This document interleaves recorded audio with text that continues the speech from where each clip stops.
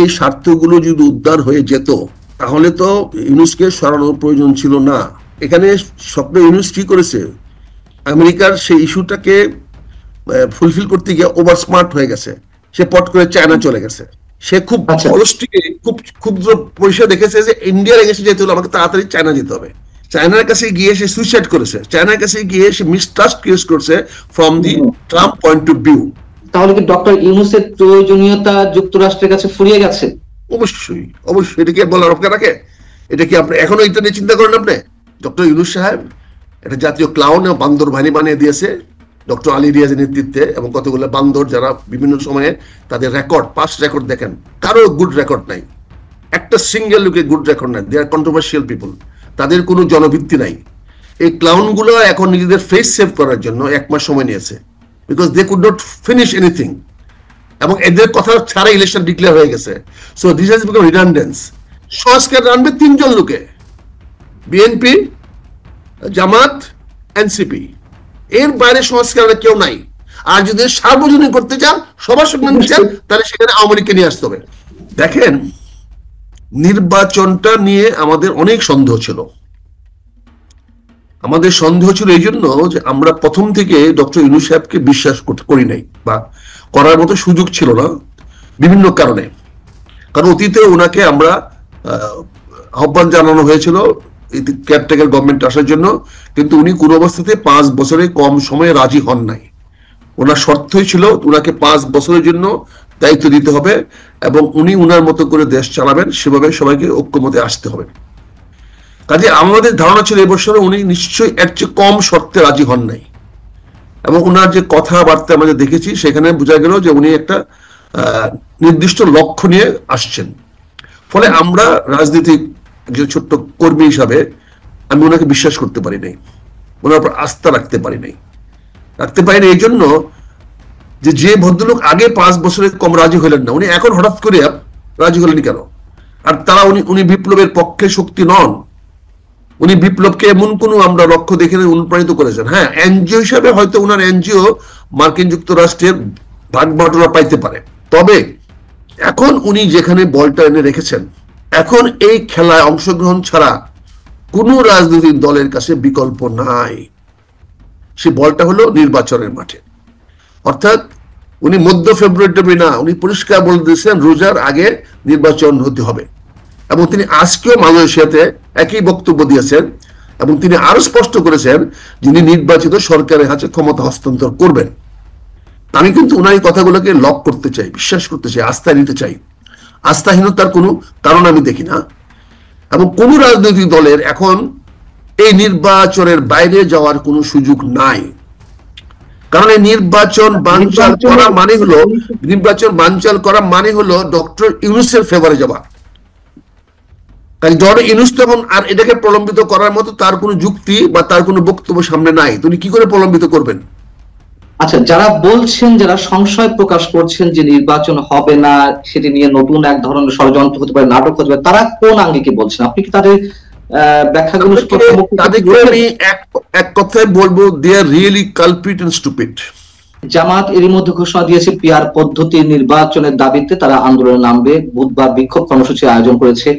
আপনি বলছেন যে যারা নির্বাচন ভণ্ডুল করতে চায় তারা ডক্টর ইউনূসের পক্ষে অবস্থান নিচ্ছে, বা ডক্টর ইউনূস যেটা চান সেটি সুযোগ করে দিচ্ছে। কারণ জামাত এবং এনসিপি তো তারা তো নির্বাচন চায় না সহজে, এটা তো প্রমাণিত, এবং তারা নির্বাচন। কিন্তু আমি বিনয়ের সঙ্গে আপনার কাছ থেকে আমার পদ দাবি করে নিয়েছি যে আমি একজন রাজনৈতিক পারসেপশন, রাজনৈতিক দৃষ্টিভঙ্গি যে completely different than any other professional. আমরা যদিও বলি রাজনীতিবিদরা প্রফেশনাল না, কিন্তু they are the highest professional, they can control everybody. এখানে এনসিবির এখন ক্ষমতা নাই, তারা দাবি দেওয়া করতে পারে, তারা বিভিন্ন দাবি চাইতে পারে। জামাতেরও ক্ষমতা নাই এই নির্বাচনের বাইরে যাওয়া। দেখেন, it is a game, it's a games. একদিন তারা বলতেছে দাবি দেওয়া নিয়ে আপনাকে খাল কেমন করাচ্ছে, ওপোনেন্টের কাছে একটা এমন ভাব দিচ্ছে ইলেকশন হবে না, কিন্তু মাঠে কি হচ্ছে দেখেন।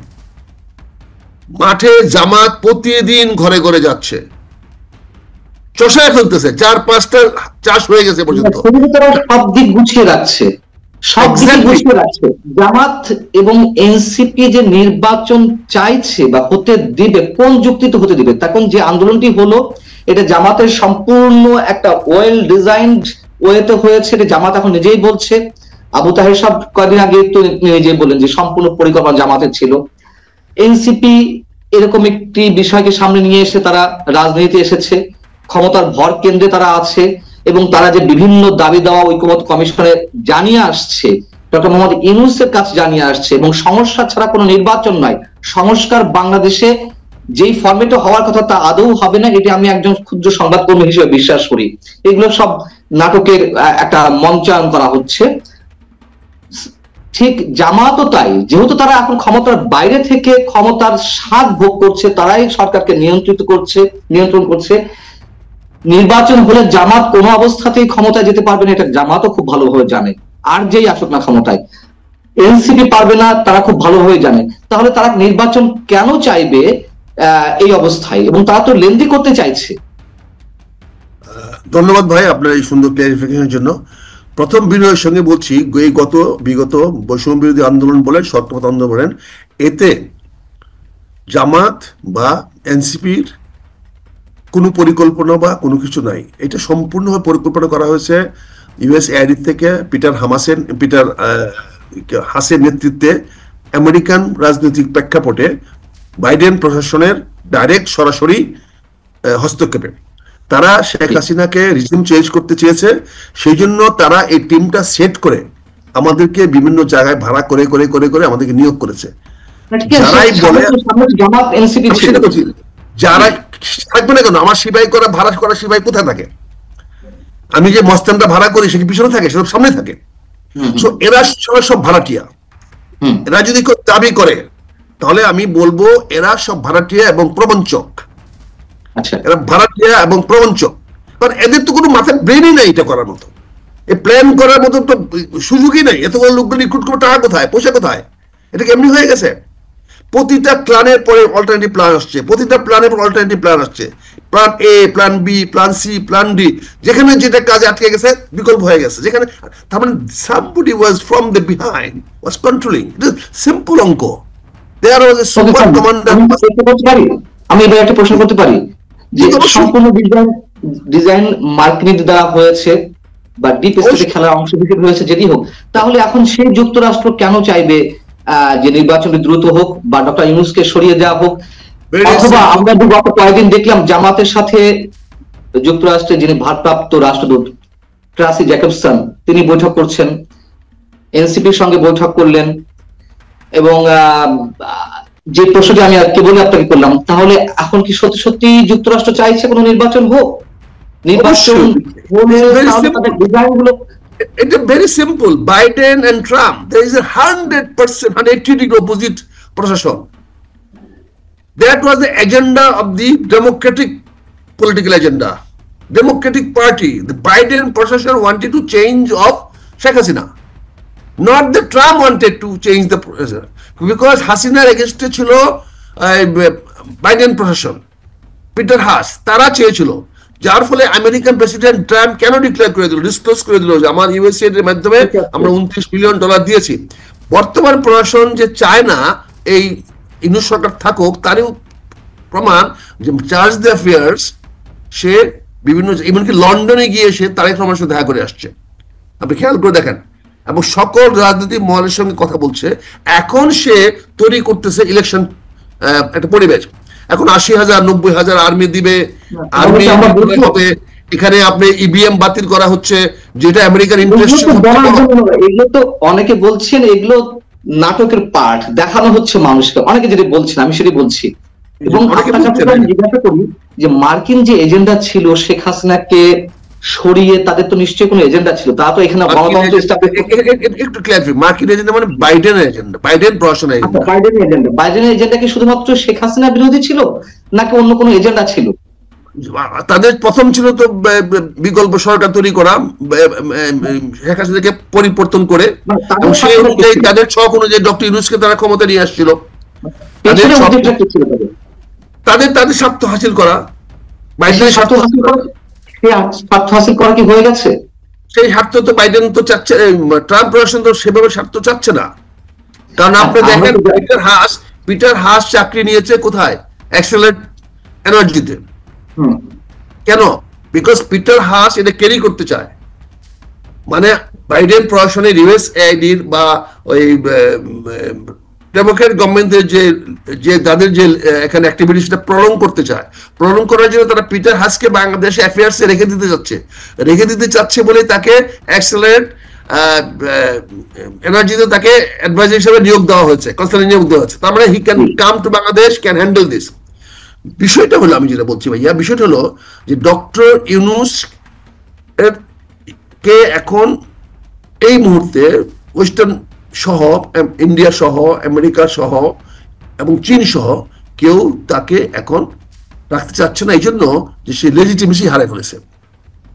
সে 1 বছরের মধ্যে সে তার সরকারের যে আইনগত ভিত্তি সে তৈরি করতে পারে নাই, না পারার কারণে এখানে আমি একটু বিনয়ের সঙ্গে প্রশ্ন করি। আপনি যে কথাগুলো বলছেন, আপনি তো সবসময় গভীরে গিয়ে কথা বলেন, ঠিক আছে, কিন্তু এই মুহূর্তে আমার কাছে মনে হচ্ছে যে এটা আমরা উপরিভাগে আলোচনা করছি কিনা, যে লেজিটিমেসি হারিয়ে ফেলেছে, বৈধতা হারিয়ে ফেলেছে, এই জন্য কেউ চাইছে না। গণতন্ত্রের সবক যারা দেন বাংলাদেশের ক্ষেত্রে, অন্তত তৃতীয় বিশ্বের রাষ্ট্রগুলোতে, তারা কি আসলেই গণতন্ত্র প্রতিষ্ঠা করতে চান? তারা কি আসলেই মঙ্গল চান, নাকি তাদের নিশ্চয় কোনো স্বার্থ রয়েছে? এবং যেই স্বার্থের জায়গা থেকে ফর্মার প্রেসিডেন্ট বাইডেন তিনি যেই উদ্দেশ্য নিয়ে শেখ হাসিনা সরকারের পতন ঘটিয়েছিলেন, সেই একই উদ্দেশ্য তো মার্কিন অন্য প্রশাসনেরও থাকবে, ট্রাম্প প্রশাসনেরও থাকবে। তাদের মূল উদ্দেশ্য মার্কিন স্বার্থ। না, নট নেসেসারি। এখানে দেখেন, নট নেসেসারি। ডক্টর ইউনূস ট্রাম্পের পার্সোনাল এনিমি। এখানে খেয়াল করে দেখেন কতগুলো, doctor Yunus is a personal enemy, আর Sheikh Hasina was a personal enemy of Biden প্রশাসন। পিটার হাসদের ডাইরেক্ট শত্রু ছিল শেখ হাসিনা, বিকজ শেখ হাসিনা তাদের কোনো পাত্তা দিচ্ছিল না বাইডেন। কিন্তু ট্রাম্পের এগেনস্ট ইলেকশনে হিলারি ক্লিন্টন ইনভলভ ছিল এবং ইউনূস সাহেব টাকা দিয়েছে, ফান্ড করেছে বাইডেন ইলেকশনে। ফলে ট্রাম্প তাকে চাইবে না বলে সে এখন কিভাবে চেঞ্জ করবে? এখন তো একটা রিজিউম চেঞ্জ না, একটা আন্দোলন কিছু হবে না। ফলে অল্টারনেটিভ দেওয়া হয়েছে নির্বাচন। পার্সোনাল এনিমিটি থেকে এখন জাতীয় ক্ষেত্রে কি আমেরিকান প্রেসিডেন্ট যেটা ভাবে সেটা জাতীয়।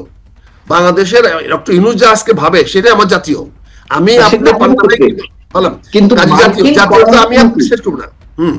মার্কিন ফরেন পলিসি বা তাদের লক্ষ্য উদ্দেশ্য আন্তর্জাতিক ক্ষেত্রে তাদের সব প্রশাসনিক তো অভিন্নতা বজায় রাখে। যেমন এখানে সেন্ট মার্টিন নিয়ে কথা হয়, এখানে করিডোর নিয়ে কথা হচ্ছে, এখানে ডিপ সি পোর্ট নিয়ে কথা হচ্ছে। এগুলো কি সব স্বার্থ উদ্ধার হয়ে গেছে, নাকি শুধুমাত্র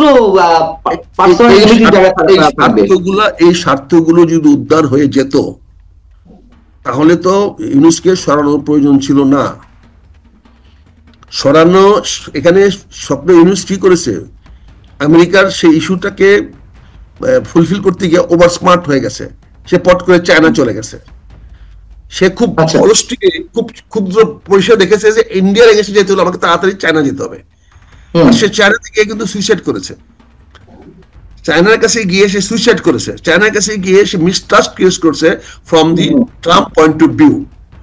এবং সেখানে সে জাতিসংঘের কাছে আবার কম্প্রোমাইজ করতে গিয়ে সে রোহিঙ্গাদের ইস্যুটাকে সলভ না করে সে এই আরাকান আর্মিকে করিডোর দিতে গেছে। আরাকান আর্মিকে করিডোর দেওয়াটা তো is not in favour of America, it is in favour of United Nations. United Nations এর ইন্টারেস্ট, রোহিঙ্গা ইন্টারেস্ট আর আমেরিকান ইন্টারেস্ট এক না।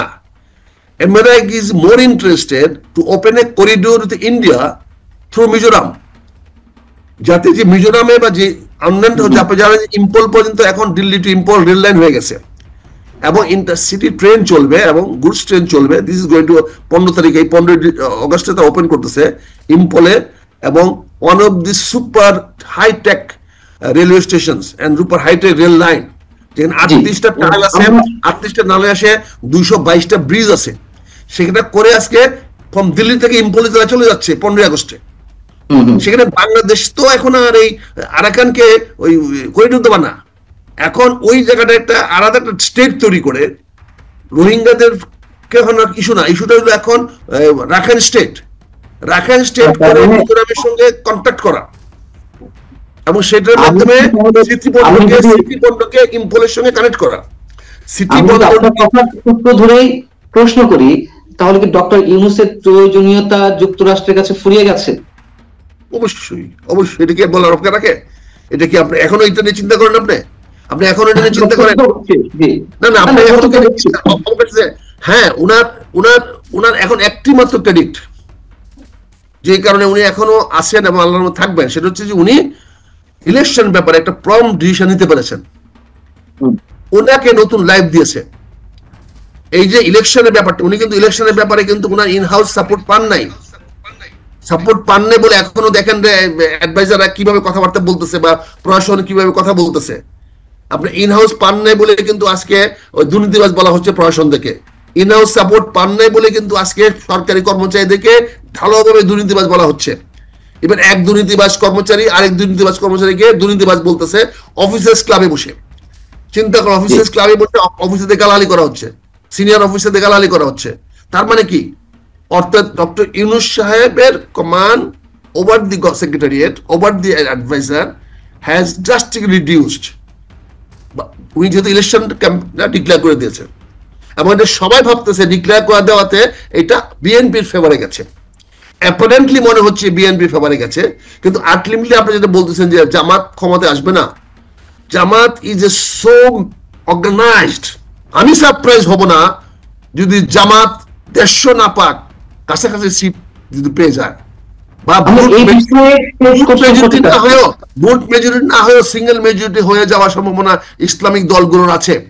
এই সম্ভাবনা উড়িয়ে দিয়েন না। বিএনপিকে গত 1 বছর যত ধ্বংস করা হয়েছে, ক্ষতিগ্রস্ত করা হয়েছে, সেখানে কিন্তু প্রতিটা প্রার্থী বিএনপির এখন প্রশ্নবিদ্ধ। They have the money, they have the work, তাদের অর্থ আছে, তাদের জনবল আছে, তাদের বিশাল কর্মী বাহিনী আছে। একটা নির্বাচনকে সফল করার জন্য যার দরকার বা একটা নির্বাচনকে সফল করার যার দরকার, তার বলতে পারি আমার 95% রসদ জামাত, একমাত্র জামাতের আছে। বিএনপির জনমত আছে, বিএনপির জনমত আছে, বিএনপির প্রচন্ড জনমত আছে, কিন্তু সেই ধান কেটে ঘরে আনার মতো কামলা নাই। দুঃখের সঙ্গে বলছি, আপনার অনুষ্ঠানের মধ্যে বলছি, বিএনপির 300 কামলা নাই, বিএনপির ধানের শীষকে গুলায় আনার মতো কামলা নাই। সবাই বিভক্ত, কোনো একটা জায়গায় একক প্রার্থী নাই, ইনক্লুডিং আমার মহাসচিবের, ইনক্লুডিং মির্জা আব্বাসের, ইনক্লুডিং এনিবডি। কারো একক প্রার্থী তালিকা নাই, তার বিরুদ্ধে প্রার্থী আছে এবং সুযোগ পেলে তারা সেখানে কাজ করবে। আমরা শেষ করবো, দুটো কোশ্চেন খুব ছোট করে অ্যান্সার নিতে চাই আপনার কাছ থেকে। এক হচ্ছে, জামাত তাহলে ক্ষমতা আসার একটি সম্ভাবনা আপনি দেখছেন, সেটা কি ফ্রি অ্যান্ড ফেয়ার ইলেকশনের মাধ্যমে নাকি সেরকম কোনো ম্যাটিকুলাস ডিজাইনের মাধ্যমে? আর দ্বিতীয় কোশ্চেন হচ্ছে, যেই জামাত 2008 সালের হিসেবেও হয়তো ভোটের পরিসংখ্যানে তার দেখা যায় 6 থেকে 7% খুব বেশি হলে, তো 2008 থেকে এই 17 বছরে তারা জিতে যাওয়ার মতন এমন জনসমর্থন আদায় করে ফেলেছে, তারা কি এমন করেছে যে জনগণ তাদেরকে ভোট দিবে? ভাই, নির্বাচন তো জনসমর্থনে হয় না, নির্বাচন হয় অর্গানাইজেশনের মাধ্যমে, সাংগঠনিক তৎপরতার মাধ্যমে। সমর্থন জনগণের সমর্থন, কিন্তু যে 5% যে সমর্থন বললেন জনগণের, এই 5% কিন্তু বিএনপি সব কর্মী, সরি জামাতের সব কর্মী। এই 5% ভোট জামাতের সব কর্মী। এখন এই 5% কর্মীকে যদি ভোট আহরণে জায়গা পাঠানো যায়, তারা যদি এখন মেটিকুলাসলি প্ল্যান করে যদি তারা ভোটার থেকে নিয়ে আসতে পারে, voter is a very fluctuating factors, বিভিন্ন কারণে ভোটার আপডেট করে। আমি একটা চেয়ারম্যানকে গালি দিছিলাম, একটা ইউনিয়ন পরিষদ চেয়ারম্যান গালি দিছিলাম যে আপনাদের মতো কুত্তাদেরকে বিস্কুট খাওয়াইলে সবসময় পিছু ঘুরে। ইলেকশনের সময় এটা আমার বিরুদ্ধে প্রচার চালাইয়া দিয়ে আমাকে হারাইয়া দিছে 2001 নির্বাচনে। আচ্ছা, বুঝতে পারছি। আমার প্রশ্ন হচ্ছে যে বিএনপি যে 35% রিজার্ভ ভোট বা 30% রিজার্ভ ভোট বিএনপি, সেই ভোটগুলো কি রিজার্ভ ভোট বলে কোনো কিছু নাই ভাই, রিজার্ভ ভোট বলে কোনো কিছু নাই। আওয়ামী লীগের তো রিজার্ভ ভোট আছে, 5% ভোট পড়ে নাই কেন? এগুলো কতগুলো বানানো স্টোরি আমাদের ইন্টেলেকচুয়াল লেখে আমাদেরকে বুঝায়। আমি যখন ইলেকশনে দাঁড়িয়েছিলাম, শুনেন, আমি যখন ইলেকশনে দাঁড়িয়েছিলাম 91 সালে আমরা কেউ চিনতো না, বুঝতে পারছেন? আর আমি যখন ফেল করছি 2000 বলে একে, তখন আমি কটিয়াদি এলাকাতে আমি 90% ঢুকে গেছে পপুলার, 90% ঢুকে গেছে আমি পপুলার। আমরা একেবারে শেষ পর্যায়ে জাতীয় ঐকমত্য কমিশন সম্পর্কে একটি প্রশ্ন ছিল যে 15 আগস্ট পর্যন্ত তাদের মেয়াদ ছিল, সেটি 15 সেপ্টেম্বর পর্যন্ত করা হচ্ছে। এগুলো কি তারা আসলে খুব সিরিয়াসলি করছে নাকি এগুলো নাটকের অংশ? এটি একটি জাতীয় ক্লাউন বা বান্দর বাহিনী। ডক্টর ইউনূস সাহেব একটা জাতীয় ক্লাউন এবং বান্দর বাহিনী বানিয়ে দিয়েছে ডক্টর আলী রিয়াজের নেতৃত্বে, এবং কতগুলো বান্দর যারা বিভিন্ন সময়ে তাদের রেকর্ড, পাস্ট রেকর্ড দেখেন, কারো গুড রেকর্ড নাই, একটা সিঙ্গেল লোকের গুড রেকর্ড নাই। দে আর কন্ট্রোভার্সিয়াল পিপল, তাদের কোনো জনভিত্তি নাই। এই ক্লাউনগুলো এখন নিজেদের ফেস সেভ করার জন্য 1 মাস সময় নিয়েছে, because they could not finish anything, এবং এদের কথা ছাড়া ইলেকশন ডিক্লেয়ার হয়ে গেছে। So this has become redundance. এখন এটা অপ্রয়োজন হয়ে গেছে, অপন্থ হয়ে গেছে। কিন্তু এগুলো লোভী, টাকার কাছে এই যে মজাটা পাইছে, তারা যে লোভী এটি প্রমাণ করলো। আর 1 মাস টাইম এক্সটেনশন করে 1 মাসে ঘোড়া ডিম কি করবে? আর যে রাজনৈতিক দল অংশগ্রহণ করছে এরা তো বাংলাদেশের কোনো প্রাসঙ্গিক না। এরা কি সংস্কার আনবে? সংস্কার তো আনবে, সংস্কার আনবে 3 জন লোকে, বিএনপি, জামাত, এনসিপি। এর বাইরে সংস্কার কেউ নাই। আর যদি সার্বজনীন করতে চান, সবার সঙ্গে নিতে চান, তাহলে সেখানে আওয়ামী লীগকে নিয়ে আসতে হবে, সেখানে আওয়ামী লীগকে নিয়ে আসতে হবে। এদেরকে হাত পাত দিয়ে কোনো ইনক্লুসিভ হবে না, এটাকে সার্বজনীন হবে না। অনেক ধন্যবাদ, অনেক ধন্যবাদ মেজর আখতারুজ্জামান আপনাকে আমাদের সঙ্গে যুক্ত থাকার জন্য, সময় দেওয়ার জন্য। দেখি আমরা কোন দিকে যাচ্ছি, বা আপনি যে কথাগুলো বললেন তার সিম্পটম আমরা পেতে পারি কিনা। আমরা যাচ্ছি নির্বাচনের দিকে। আমরা যাত্রা, নির্বাচন শুরু হয়ে গেছে। আমাদের রথযাত্রা বলেন, আমাদের কাফেলা বলেন, আমাদের যা কিছু বলেন, আমাদের সামনে ক্যাবলা হলো এখন আপাতত, আমাদের সম্মুখ ক্যাবলা হলো নির্বাচন, ফেব্রুয়ারি 2026 নির্বাচন। এই লক্ষ্যে আমরা আগাচ্ছি। আপনাদের সবার সহযোগিতা চাই, সবার সহযোগিতা কামনা করি। জনগণ একটি সুষ্ঠু, অবাধ, নিরপেক্ষ, গ্রহণযোগ্য নির্বাচন চাচ্ছে। আপনি প্রার্থী হচ্ছেন নাকি কোন দল থেকে? না, আমি প্রার্থী হচ্ছি না। ধন্যবাদ। ঠিক আছে, অনেক ধন্যবাদ মেজর আখতারুজ্জামান আপনাকে।